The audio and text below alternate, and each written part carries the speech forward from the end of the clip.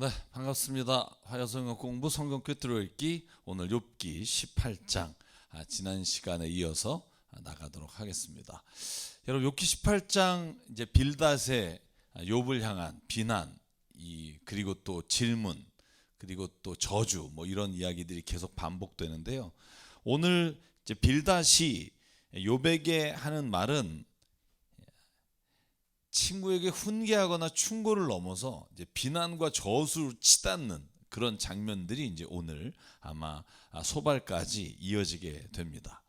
지난주에 저희가 잠깐 봤지만 빌닷이 말하는 그 방향은 어디에 있냐면 여기 한번 제가 노란색으로 쓴 것부터 보면 입 좀 다물어라 이겁니다. 친구들이 정말로 너를 생각해서 하는 말인데 네가 자꾸 말대꾸를 하니까 내가 더 이상은 역겨워서 못 들어주겠다. 이제 싸움이 된 겁니다. 여러분 그런 거 있잖아요. 처음에는 좋게 얘기하다가 친구 사이에 나중에는 멱살 잡는 이 싸움으로 바뀌는 경우가 있잖아요. 그게 대부분 어디서 딱 이게 걸리냐면 자존심 때문에 그래요. 다 괜찮다가 자존심 하나 걸리는 말이 나오면 그때부터 이제 충고고 뭐고 이제는 서로가 비난하고 그리고 상대방의 말을 듣는 게 아니라 어떻게 하면 저 사람을 내가 꺾을 수 있을까에 초점을 두게 되는 거예요. 오늘 제가 볼 때 여기서부터는 이제 빌닷이나 소발이나 욥은 조금 그거보단 다른 점이 있습니다만 이제는 인격적으로 자존심 싸움이 된 거예요. 그래서 입 다물어라. 여러분이 지금 아픈 사람한테 와가지고 입 다물어라 지금 이렇게 말이 되냐 말이에요. 자, 네가 말을 그치면 내가 말을 하지 않겠냐. 근데 여러분 보시면 여기에 쓰인 단어가 복수예요. 우리가 말을 할 수 있다. 그러면 뭐예요? 이미 욥과 세 친구 사이에는 전선이 형성된 거예요. 그러니까 욥과 이 세 친구는 한 팀이 돼서 세 명이 욥을 공격하고 있어요. 이제 우리라는 말로 욥을 향해서 비난의 말을 퍼붓습니다. 그리고 뭐라고 결론을 내요? 자, 여기 볼까요? 악한 자야 이렇게 붙이는 거예요. 악한 자의 빛은 꺼지게 마련이고 네가 지금 딱 그 꼴이다.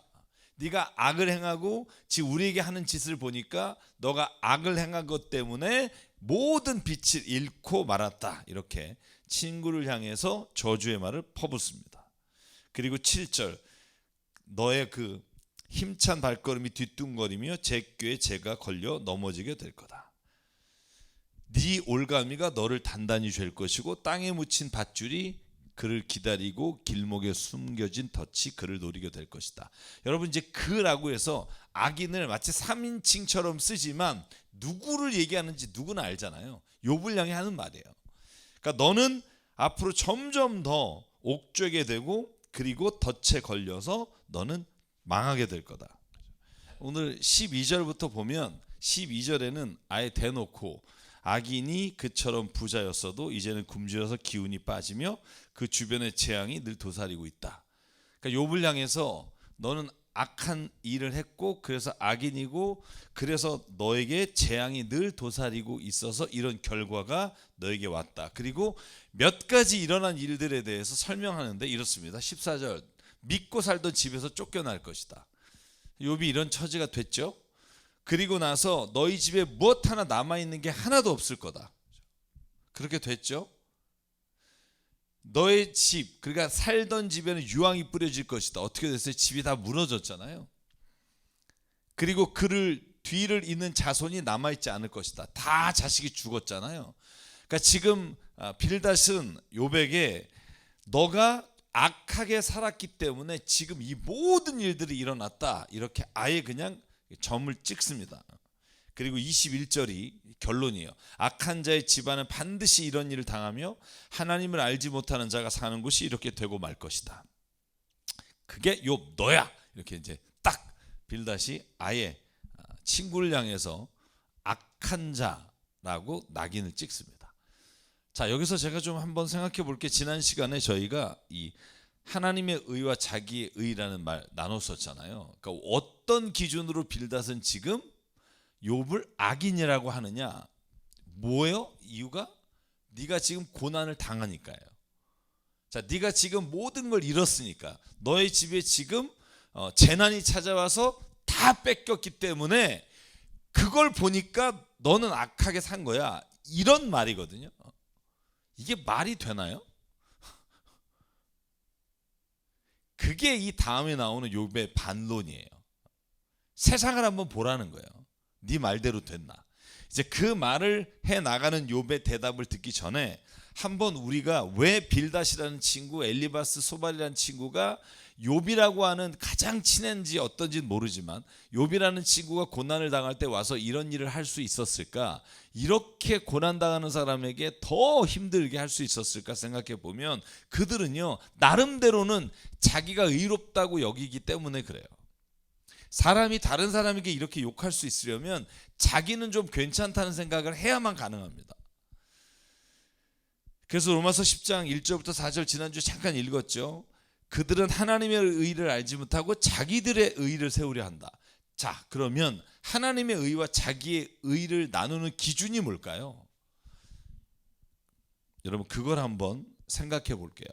자, 그러려면 이 빌닷이 지금 한 말을 좋은 말로 표현하면 전통과 경험을 중시해서 전통과 경험을 통해서 보니까 욥 너는 악한 일을 했기 때문에 고난을 당하는 거야 라고 말하는데 요걸 좀 나쁜 말로 표현하면 이런 거예요. 전통과 경험은 다시 말하면 빌닷이 가지고 있는 고정관념과 선입견에 의하면 이라고 표현할 수 있어요. 이 둘의 차이는요 너무나 달라요. 우리가 전통적으로 이런 일을 해왔다, 전통적으로 혹은 우리가 경험적으로 이런 일을 해왔다라고 말할 수 있는데, 그런데 그것을 가만히 보면 그게 전통이라는 이름으로 자기가 생각했던 선입견이나 고정관념을 고착화시키는 행위가 될 때가 많다는 거예요. 자, 그러면 여러분 전통과 경험 그리고 고정관념과 선입견 이 두 가지를 구분짓는 가장 결정적인 근거가 뭘까요? 한번 생각해 보실래요? 자, 야 내가 살아보니까 이러이러하더라 라는 게 어떻게 보면 경험이에요. 그리고 전통적으로 이렇게 해왔다는 거예요. 자, 이거는 사실은 우리가 살아가면서 꼭 필요한 일이죠. 그렇게 생각하지 않으세요? 우리가 경험이나 전통이 없다면 우리가 어떻게 인생에 있어서 앞으로의 길을 예측할 수 있겠어요? 그래서 전통과 경험은 너무 중요해요. 근데 그게 어떤 사람에게는 경험에서 나온 조언이 아니라 자기 고정관념과 선입견에 사로잡혀서 나오는 말이 되기도 해요. 근데 이 기준이 뭐냐 말이에요. 똑같은 경험을 가지고 어떤 사람은 어떤 누군가에게 위로의 말과 그 경험이 주는 교훈을 말해주는데 어떤 사람은 그 경험이 자기의 고정관념이 돼서 다른 사람을 정죄하고 다른 사람을 향해서 비난하는 도구가 되는 기준이 뭘까? 그죠? 성경에 의하면 그 기준은 사랑이에요. 자, 예를 들어서 경험을 했어요. 우리가 앞에서 빌닷이 말한 걸 한번 볼까요? 약한 사람은 벌을 받더라. 약한 사람은 그 집안이 잘 안 되더라. 나는 그런 걸 봤어. 자, 여기까지가 경험이라고 칩시다. 경험했어. 자, 그러면 그 다음에 어떻게 하면 이 사람이 그게 다른 사람을 정죄하고 비난하는 고정관념과 선입견이 되지 않고 경험적 조언이 될 수 있을까? 기준이 뭘까? 성경은 분명히 말해요. 사랑이에요. 그러니까 내가 가지고 있는 경험을 이 사람을 사랑하는 마음으로 그것을 이야기하고 그것을 바라보고 그것을 서로가 견해를 나눈다면 거기에는 그 좋은 경험이 그 사람의 삶에서 윤택하게 도움이 될 거예요. 근데 사랑이 없이 내가 경험하고 내가 봐왔던 것을 그 사람에게 적용하면 그게 선입견이 돼서 예를 들면 바리새파 사람들이 세리와 창녀들을 향해서 하는 비난처럼 그 사람들에게 고정관념으로 아예 나쁜 사람이라고 낙인을 찍게 되죠. 자, 제가 그래서 고린도전서 13장에 2절을 한번 찾아봤어요. 거기에 그렇게 돼 있어요. 사랑은 없어지지 않습니다. 그러나 예언도 사라지고 방언도 그치고 지식도 사라집니다. 자, 뭔 말이에요? 자, 우리가 살아왔던 모든 지식, 경험, 아는 것들은 다 없어진다는 거예요. 어떤 거 앞에서? 사랑 앞에서는. 사랑하면 내가 여태까지 했던 모든 지식이나 경험이나 심지어 예언이나 방언도 다 멈출 때 사랑만은 작동을 한다는 거예요. 그래서 뭐라고 그래요? 마지막 13절 믿음과 소망과 사랑 이 세 가지는 항상 있을 것인데 그 중에 제일은 사랑이라. 다른 모든 율법과 관습을 평가하는 기준, 그건 하나님을 향한 사랑과 이웃에 대한 사랑, 이 두 가지로 우리의 모든 전통과 관습과 우리의 경험을 검증하고 그것으로 말하지 않으면 그 모든 것들이 다른 사람을 비판하고 정죄하는 선입견과 고정관념에 머물러 있어요. 여러분, 이거 너무나 저는 중요하다고 생각해요. 저도 나이가 들다 보니까 고정관념이 있어요. 선입견이 있고, 쟤는 죄송해요, 싹수가 노래. 쟤는 진짜 저래가지고 어떻게 될까, 이런 마음이 든단 말이에요. 그런데 우리가 하나님의 사랑을 믿는다면, 그리고 하나님의 사랑의 역사하심으로 사람을 변화할 수 있다는 걸 믿는다면, 내가 봤을 때 이러이러한 사람은 이런 경향이 많아, 그런데 하나님의 사랑은 그 사람도 변화시킬 수 있어. 이 믿음을 가질 때, 여러분, 이 사랑이라고 하는 것으로 우리가 사람을 바라볼 때, 그때 우리에게 나가는 말이 저주와 비난과 정죄가 아니라 하나님이 그를 향해서 바라보시는 위로와 권면과 사랑의 말이 나갈 수 있다는 거예요. 자, 그래서 제가 여기 밑에 빨간 글씨를 썼어요. 내가 지금 사랑으로 말하고 있는가, 미워하면서 말하고 있는가, 시기하면서 말하고 있는가, 그보다 내가 더 잘난 척하려고 말하고 있는가. 내가 어떤 말을 할 때 기준을 뭐로 삼냐면, 내가 진짜 사랑하면서 말하고 있는가. 만약에 사랑하면서 말하는 게 아니라면 안 하는 게 나아요. 왜냐하면 그건 싸움이 되게 분명하기 때문이에요. 인간의 말은 그런 놀라운 힘이 있습니다. 인간의 말은요, 처음엔 좋게 시작하다가 사랑이란 단어가 빠지는 순간부터 싸움이 되고 저주의 말을 퍼붓게 돼요. 자, 그래서 오늘 이 빌닷의 친구를 향한 이 저주의 말을 저희가 왜 그럴까 한번 제가 생각해 봤고요. 자, 욥이 여기에 대해서 이제 대답하는데, 욥의 지금 게이지도 무척 올라가서 저주를 퍼붓는 말들이 나와요. 분노하는 말이 나와요. 자, 아직 욥은 저주까지는 안 갔어요. 그죠? 분노 정도라고 볼 수 있으면 좋을 것 같고요. 자, 볼게요. 네가 언제까지 내 마음을 괴롭힐래? 어느 때까지 말로써 나를 산산조각 내버릴래? 자, 너희가 나를 모욕하는 것이 이미 수십 번이거든요. 그러니까 잘 보시면 이 논쟁이 세 개만 나와 있지만 훨씬 더 많은 이야기들이 이 사이에서 오갔다는 걸 알 수 있죠. 감정선이 상한 거예요. 지금 화가 날 때까지 난 거예요. 자, 그렇게 나를 학대하고도 부끄럽지 않냐? 참으로 내게 잘못이 있다 하더라도 그것은 내 문제이지 너희를 괴롭히는 게 아닌데 왜 너희가 지금 나를 그 일로 인해서 괴롭히느냐? 자, 이유는 딱 하나라는 거예요. 욥이 생각하는 이유는 너희가 나보다 더 낫다는 걸, 내가 죄인이라는 걸 통해서 증명하려고 하는 것밖에 보이지 않는다는 거예요. 야, 이거 전곡을 찌르는 말일 수도 있어요. 내가 겪는 이 모든 고난이 내 죄로 인해서 낫다는 것을 너희가 증명함으로 인해서 니들이 나보다 더 낫다는 걸 말하려고 하는 거 아니니? 이러는 거죠. 저는 이 말에 찔리는 게 많아요. 그죠? 내가 말을 하면서 남보다 좀 나은 척 하려고 얘기하는 게 얼마나 많은가. 그리고 겸손한 척 하면서 또 내가 다른 사람보다 내가 더 겸손하다, 이렇게 드러내려고 하는 경향이 있지 않나. 그러니까 늘 이 마음을 살펴보는 게 필요하고, 욥은 지금 그걸 아주 직격탄으로 쏘게 돼요. 자, 그 다음에 뭐라 그러냐면, 자, 하나님을 향해서 분노를 해요. 친구들을 향해서 분노를 해요. 너희들이 나의 죄를 자꾸 증명하려고 하는 건 니들이 나보다 더 잘났다는 걸 보여주기 위한 게 아니니? 근데 하나님, 제발 왜 이걸 가만두시냐는 거예요. 자, 나를 궁지로 몰아넣으신 분은 그러니까 니들이 아니라 하나님이야. 이렇게 하나님을 향해서 원망의 화살이 이렇게 넘어가요.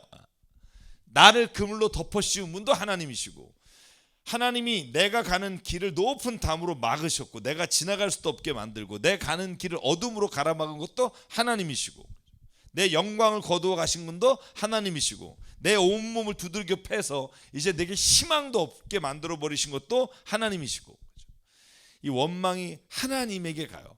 자, 질문할게요. 자, 그럼 욥은 지금 하나님을 향해서 내가 당신을 이제 믿지 않겠다, 당신은 이제 나에게 더 이상 신앙의 대상이 아니다, 이런 불신을 표현한 걸까요? 아니라면 왜 아니라고 알 수 있죠? 여러분 한번 이걸 정말 꼼꼼히 읽어보면, 자 제가 한번 뒤에 먼저 가볼게요. 원래 그러려고는 하진 않았는데,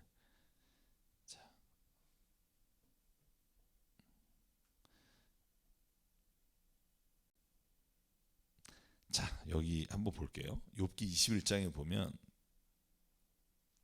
위대한 고백을 해요. 무슨 위대한 고백을 하냐면, 자 여기 한번 볼게요.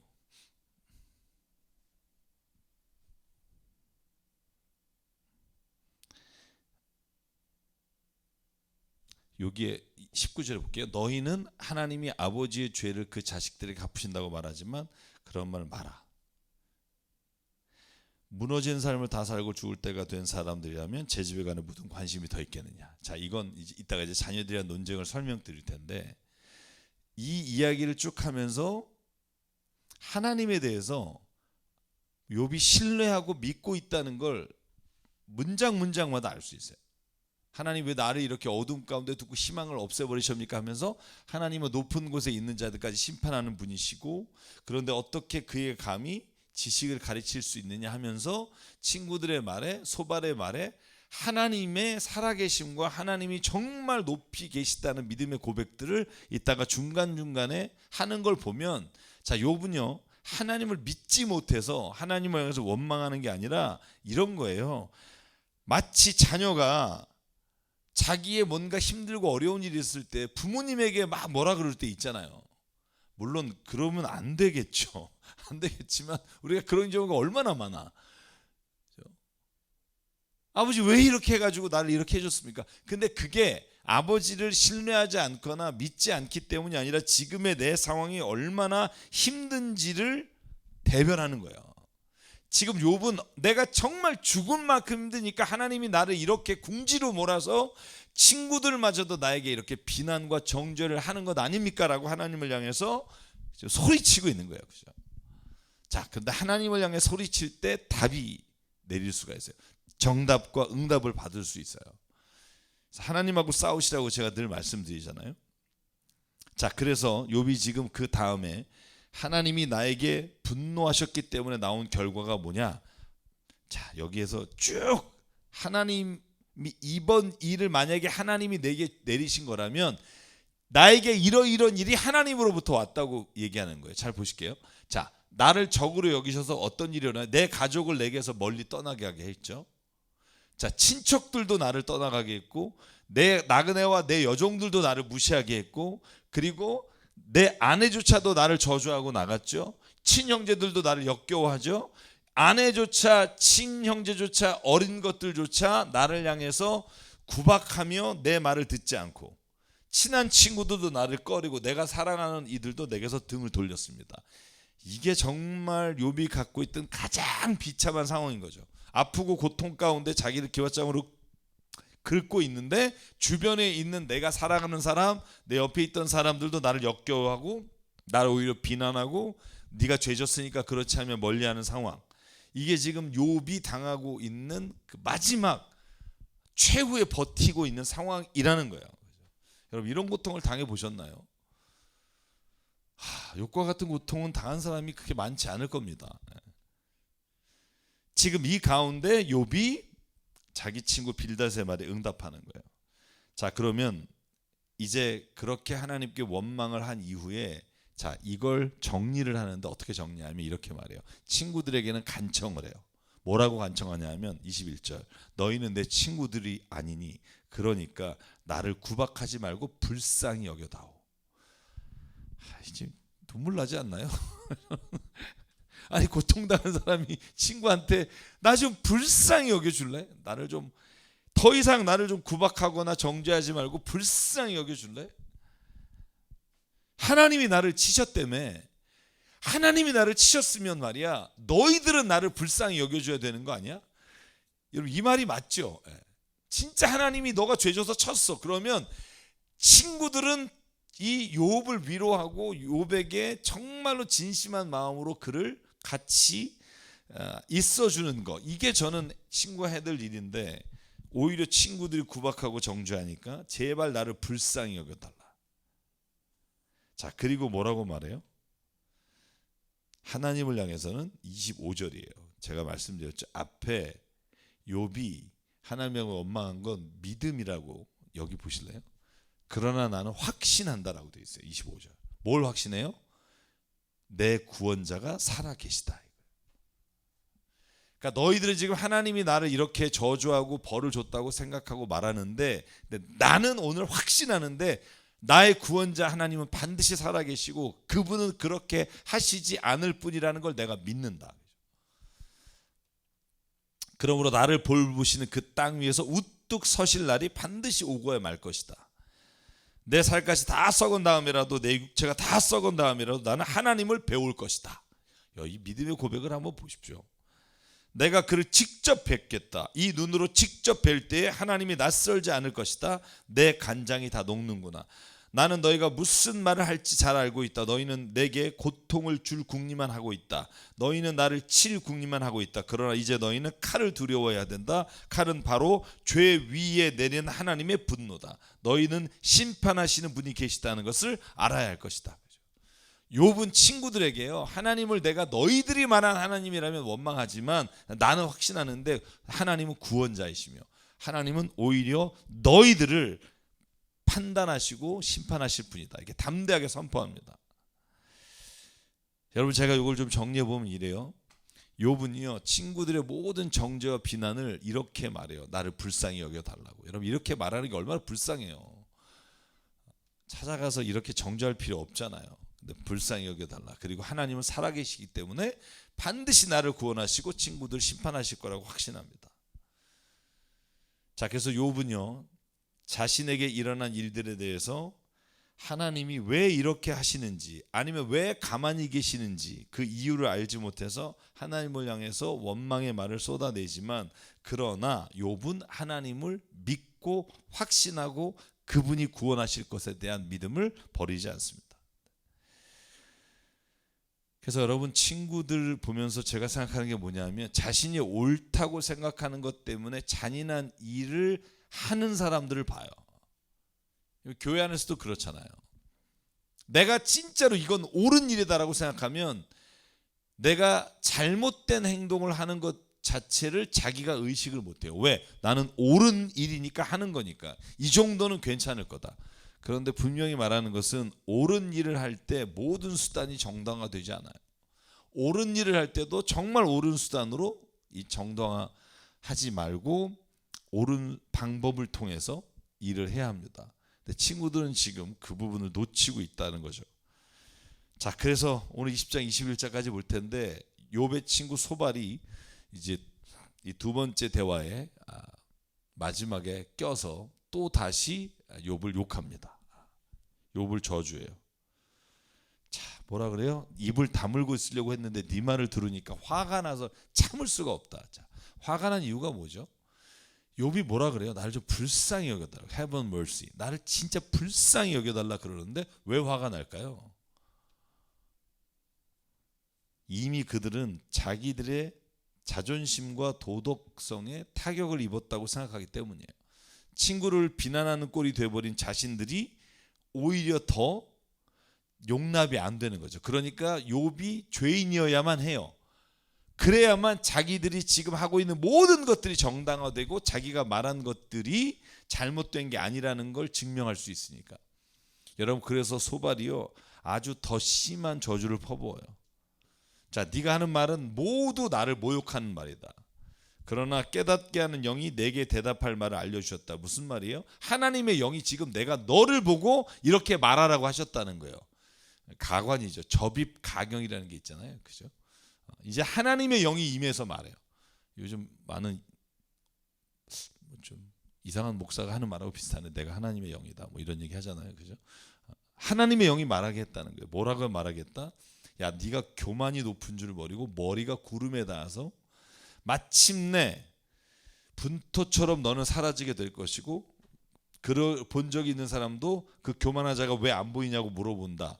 이게 무슨 말이에요? 너 이제 끝났다는 거예요. 너 세상에서 이제 안 보일 것이다.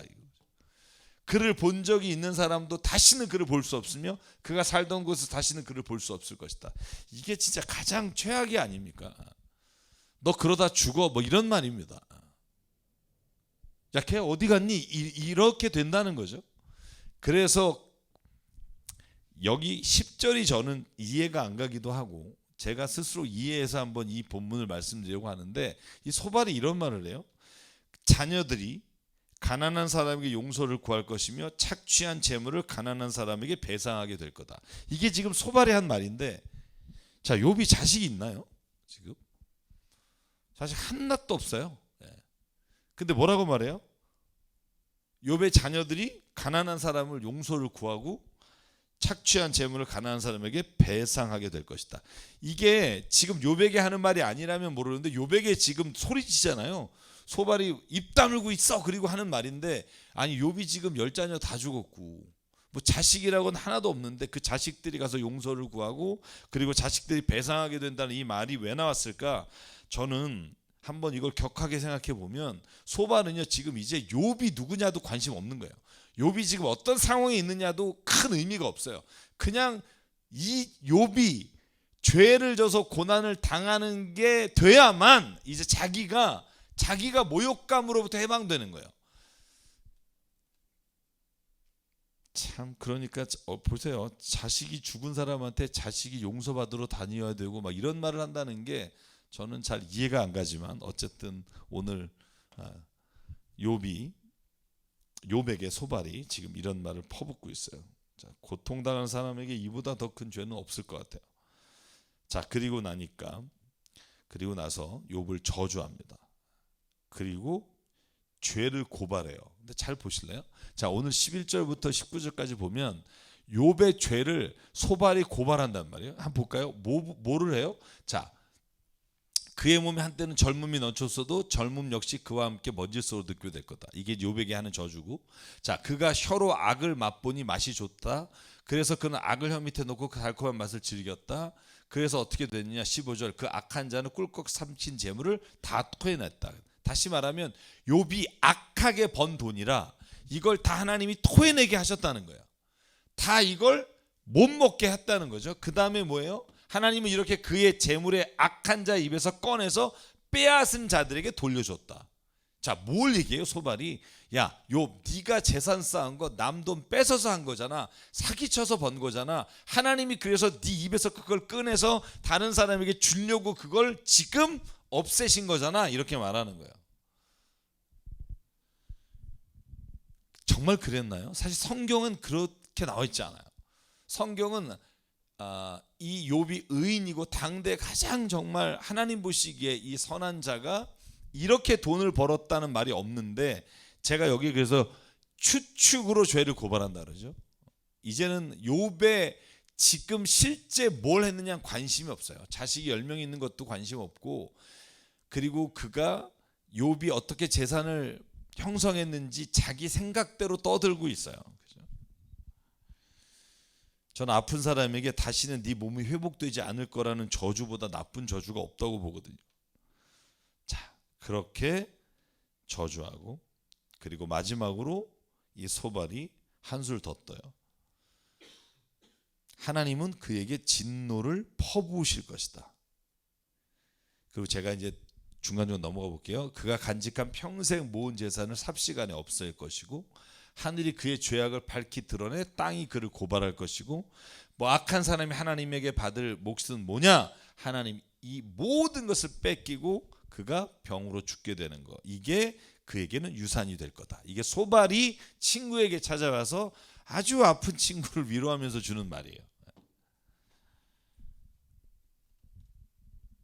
이미 다 잃은 사람에게 너가 잃은 건 죄 때문이고 악한 일을 했기 때문이고 절대 회복되지 않을 거다. 저 이것처럼 가장 강력한 저주가 어디 있겠어요.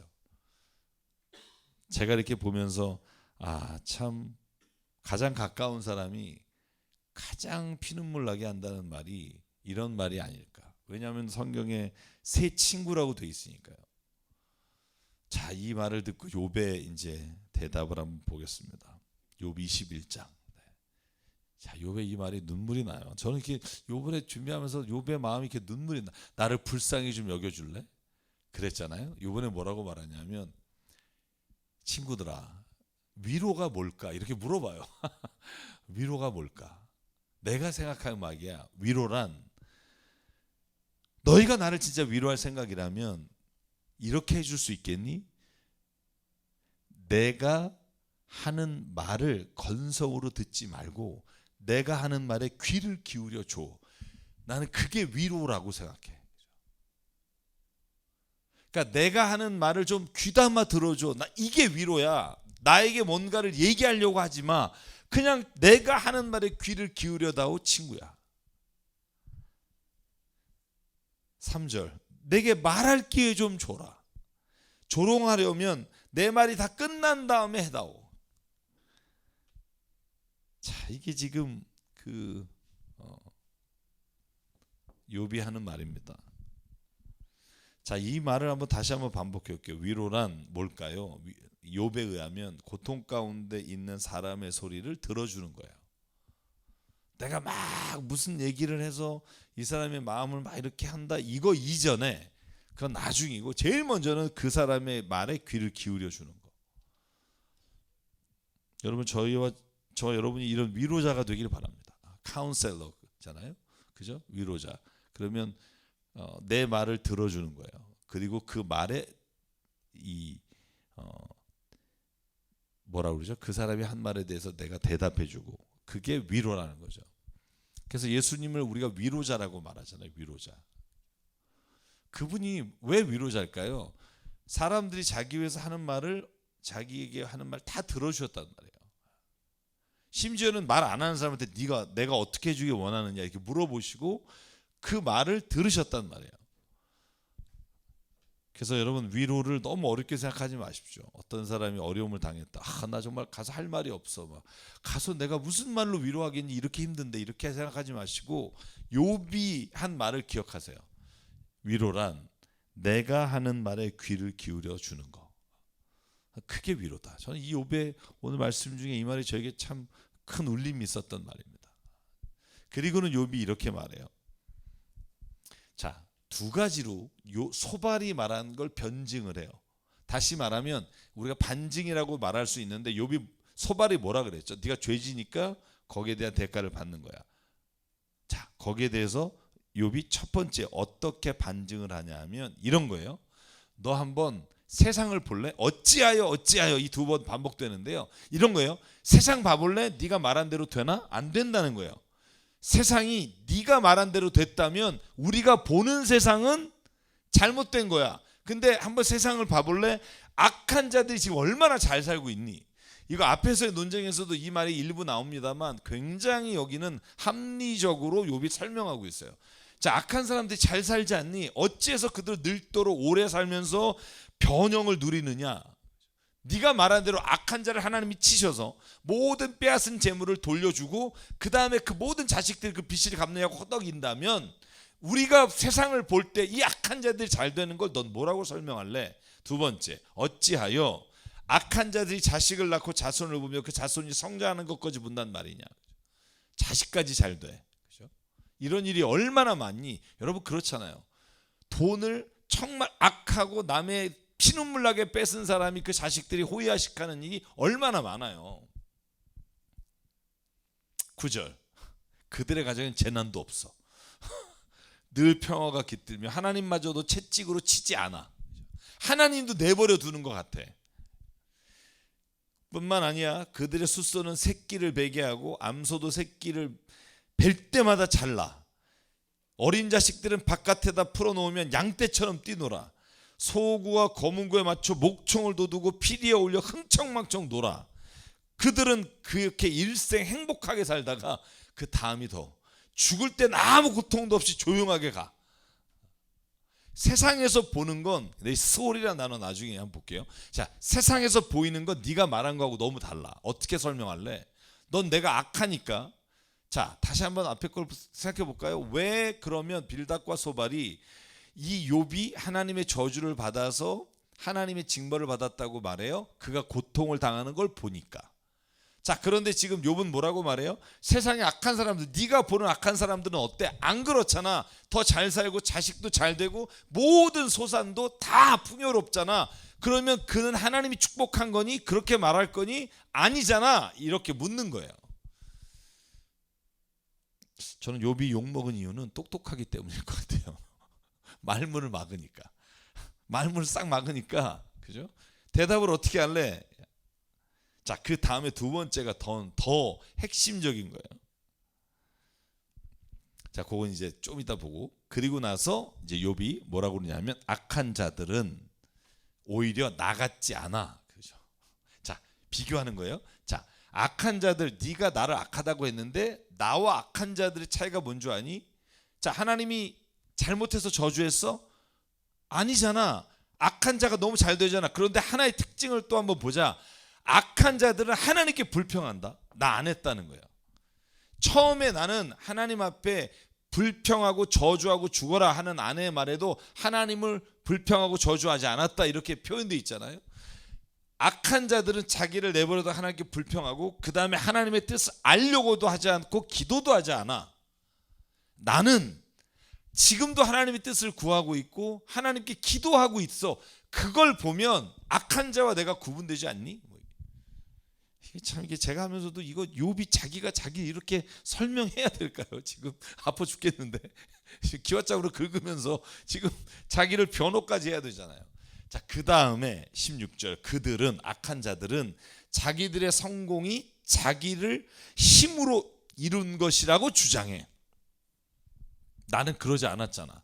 나는 이 모든 게 하나님이 주신 은혜요. 그래서 내가 잔칫날 자식들의 생일날에 꼭 죄진 게 있나 하나님께 화목제물과 번제를 드렸잖아. 나는 내 부가 내게서 온 게 아니라 하나님이 주신 거라고 말했잖아.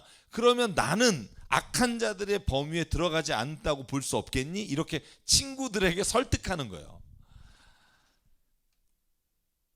나는 그들의 생각을, 그러니까 다시 말하면 나는 악한 자들의 그 생각과 행동을 용납하지 않는 사람이야.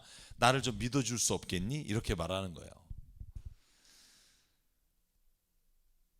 자, 17절 악한 자들의 등불이 꺼진 일이 있느냐? 과연 그들에게 재앙이 닥친 일이 있느냐? 하나님이 진노하시어 그들을 고통에 빠지게 하신 적이 있느냐?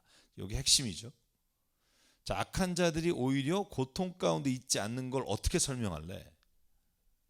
그들이 바람에 날리는 건불과 같이 된 적이 있니? 폭풍에 나는 겨와 같이 된 적이 있니? 자, 이걸 욥이 뭐라고 말하고 싶은 걸까요? 왜 악한 자에게 하나님이 오히려 고통을 안 주신다고 얘기하고 싶은 걸까요? 바울의 표현을 빌면 내버려 두는 거죠. 오히려 히브리서에 나오는 말씀처럼 자녀이기 때문에 채찍을 드시는 거죠. 지금 욥은 그렇게 말하고 있고 성경은 그렇게 말하는 부분이 너무 많은 거예요. 자, 왜 그러면은 악한 자가 아니라 의인도 때로는 고난을 당하는가에 대해서 오히려 욥은 내가 정확히 알지는 못하지만 기존의 하나님은 악한 자에게 고통을 주고 선한 자에게 축복하는 이 세상에서의 삶으로 우리에게 보여주시지 않으셨다는 거예요. 왜? 제가 저번에 한번 설명드린 적이 있죠. 이 세상에 있는 것이 다가 아니라는 걸 우리로 하여금 깨닫게 하기 위해서도 포함이 된다는 거예요. 자, 그리고 나서 욥이 이렇게 말합니다. 또 하나의 반증이에요. 첫 번째, 왜 악한 사람이 벌 받는 게 아닌지 우리가 세상에서 볼 수 있느냐 하는 것과 두 번째 반증, 오늘 이것만 하고 마칠게요. 두 번째 반증은 뭐냐 하면 너희들이 말했지. 내가 죄를 졌으니까 자식들도 벌 받는 거라고. 근데 말이야, 내가 볼 때 이 세상에서 하나님 아버지가 누군가 지은 죄를 그 자식에게 준다? 그 자식이 고난받게 하신다? 그러는 하나님이시다? 나는 그렇게 받아들일 수 없어 하는 거예요. 여러분, 이건 신명기에도 나왔죠. 그죠? 그가 지은 죄로 그 자식이 고난받지 않는다. 그런데 또 상반되는 구절도 있었죠. 그죠? 3대가 1000대가 이런 말 있었잖아요. 자, 제가 뭐라고 말씀드렸어요? 그 영향력은 가지만 그 아버지가 잘못한 것 때문에 아들이 죽는다. 이건 성경이 말하려고 하는 본질은 아니다 말씀드렸어요. 그러나 예를 들면 아버지가 죄를 져서 혹은 아버지가 악한 일로 인해서 뭔가 잘못되고 힘들 때 그 힘든 상황이 자식들에게 전달되는 건 오래 갈 수 있어요. 그러나 죄로 인해 죽는 건 그 대에 그 사람이 행한 것으로 인해 받는 것이지 아버지의 죄가 나에게 간다? 그 가게 흐르는 저주를 끊어라의 의미를 정확히 아셔야 돼요. 제가 설명드릴게요. 가게 흐르는 저주를 끊는다는 말은요, 이 가게의 아버지, 할아버지, 그 증조 할아버지, 그리고 나에게 이 하나님이 주시는 죄, 그리고 하나님이 주시는 징벌이 계속 흘러간다는 말이 아니에요. 만약에 그 표현을 쓴다면, 그렇게 쓰면 잘못된 이단이에요. 아니, 조상에게 흐르는 죄로 하면 이거 무슨 무속신앙도 아니고. 그런데 만약에 가게에 흐르는 저주를 끊어라라는 말을 우리가 정말 성경적 의미로 쓴다면 이런 말이에요. 우리가 게으른 아버지, 우리가 술 먹고 방탕해서 알코올 중독이 된 아버지, 그 가게에 흐르는 이 나쁜 성향들이 우리의 인자 안에, 우리의 경험 안에, 우리의 환경 안에서 우리를 또다시 그렇게 가게 할 수 있기 때문에 그것을 끊어버리는 결단이 필요하다, 이런 의미에서는 저는 받아들이지만, 이 집안에는 이런 저주와 이런 것이 흐르기 때문에 우리가 푸닥거리를 해야 된다든가 우리가 이렇게 해야 된다든가 라고 말하면 그건 이단입니다. 저는 욥의 말을 오늘 신뢰해요. 뭐냐 하면, 하나님은 그 아버지의 죄를 자식들에게 갚으시지 않으신다는 거예요. 너희는 하나님이 아버지의 죄를 자식들에게 갚아준다고 말하지 아니라는 거예요. 왠 줄 아니? 자, 욥이 설명해요. 자, 그런 말 마. 왜? 나쁜 놈은, 제가 제 말로 표현할게요. 나쁜 놈은 지 자식이 잘못된다 그래서 아파하지 않아. 진짜 나쁘니까. 자, 그걸 제가 이걸 욥의 말로 표현해 볼게요. 자, 죄 지은 그 사람이 벌을 받아야 해. 왜냐하면 그래야만 그가 죄를 깨달아. 악인이라면. 내 자식이 잘못됐다 그래서 죄를 깨달아? 아니야. 자, 죄인은 제 스스로 망하는 꼴을 제 눈으로 보아야만 하고, 전능하신 분께서 내리신 진노의 잔을 자기가 받아야만 해. 무너진 삶을 다 살고 죽을 때가 된 사람, 다시 말하면 하나님이 그를 직접적으로 만약에 벌하지 않고 그가 죽을 때까지 호의호식하다가 다 죽을 때가 됐다면 집에 관심도 없어. 그게 악인이야. 하나님은 높은 곳에 있는 자들까지 심판하는 분이신데 그에게 사람이 감히 지식을 가르칠 수 있겠느냐? 어떤 사람은 죽을 때까지 기력이 정정하다. 죽을 때까지도 행복하게 편안하게 죽는다.